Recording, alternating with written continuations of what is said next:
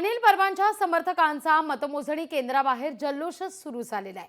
मुंबई पदवीधरमधून अनिल परब आघाडीवर असल्यानं जल्लोष करण्यात येतोय।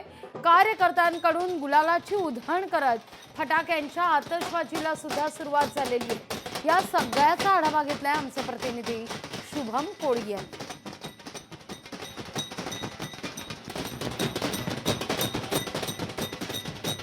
सध्या मी आहे कोकण भवनाबाहेर। या ठिकाणी पाहिलं तर पदवीधर निवडणुकीच्या मतमोजणी केंद्राबाहेरील दृश्य आहेत। या ठिकाणी अनिल परब यांना मुंबई मतदारसंघामधून आघाडी मिळाल्यानंतर कार्यकर्त्यांचा जो आहे तो मोठ्या प्रमाणामध्ये जल्लोष या ठिकाणी आपल्याला पाहायला मिळतोय। या ठिकाणी पाहिलं तर गुलाल उधळत ढोल वाजवत जे आहे ते कार्यकर्ते जल्लोष करताना दिसत आहे। मोठ्या प्रमाणामध्ये या ठिकाणी उत्साह जो आहे तो आपल्याला दिसत असेल। तुला काय सांगाल, अनिल परब यांना मोठ्या प्रमाणात आघाडी मिळते, जल्लोष करताय, काय सांगाल? परब साहेब हे जिंकणार होता मुंबई। परब साहेबांनी चांगलं विद्यार्थ्यांचं काम केलंय आणि परब साहेबांसोबत कोण प्रतिस्पर्धी नव्हता।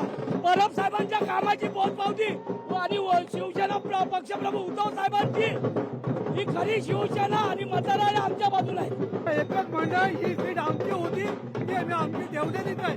पदवीधरांचा कौल आम्हाला लागलेला आहे आणि तो कायम स्वरूपाचा राहील। गेली 25 वर्ष ही आमच्याकडे होती। आघाडी आहे, आम्ही ही सीट निवडणूक लढवून निवडून दाखवली। फक्त आघाडी नाही, ह्याच्या पुढे आम्ही अशा सगळ्या आघाड्या घेऊन महाराष्ट्राच्या विधानसभेवर आम्ही भगवा फडकवणार, याची आज ही नांदी आहे। आज ह्याच्या पुढेही अशा निवडणुका आम्ही जिंकत राहणार। या ठिकाणी पाहिलं झालं तर अनिल परब यांना जे आहे ती मोठ्या प्रमाणात आघाडी मिळाल्यानंतर भाजप जे आहे ते कुठेतरी पिछाड्यावरती गेलेलं आहे। या ठिकाणी कार्यकर्ते मोठ्या प्रमाणामध्ये निकाल लागण्यापूर्वी जो आहे तो जल्लोष या ठिकाणी कोकण भवनाबाहेर मतमोजणी केंद्राबाहेर करताना आपल्याला एकंदरीत दिसून येत असतील। शुभम कोळी, लोकशाही मराठी, नवी मुंबई।